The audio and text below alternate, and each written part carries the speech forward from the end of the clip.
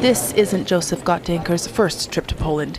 He's called Canada home since the 1960s, but it was in Poland back in 1942 where Gottdenker's story began. It was right in the middle of World War II. My mother had false ID. My dad, by that time, was already in concentration camp.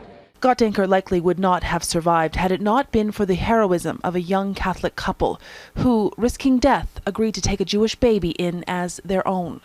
Gottdenker's parents survived the war. His mother found refuge in the Polish underground, but nearly every other Jewish person in their village was rounded up by the Nazis. It was made what they call Judenfrei, which was free of Jews.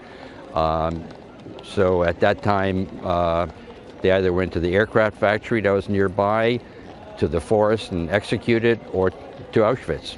Though he'll never know for sure, Gottdenker suspects many of his relatives, grandparents, cousins, uncles and aunts died at the Nazi death camp, among the estimated 1.1 million Jews murdered here.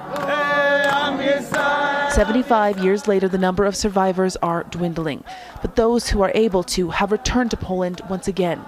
They gathered on Saturday night in Krakow's Jewish district for a candle lighting service. Which was a really incredibly moving experience. There were, I think, about 10 or 15 survivors who were present. The oldest one was 100 years old, and the youngest one, I'm told, was about 74, and she was born actually in Auschwitz.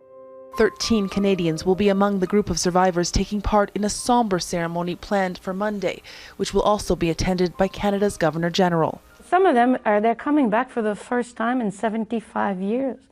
Can you imagine? Julie Payette says their courage to return to the site of so much pain is humbling, an important reminder of how we all must never forget. It is our duty, all of us, to remember and to stand against hatred, against racism, against anti-Semitism, always.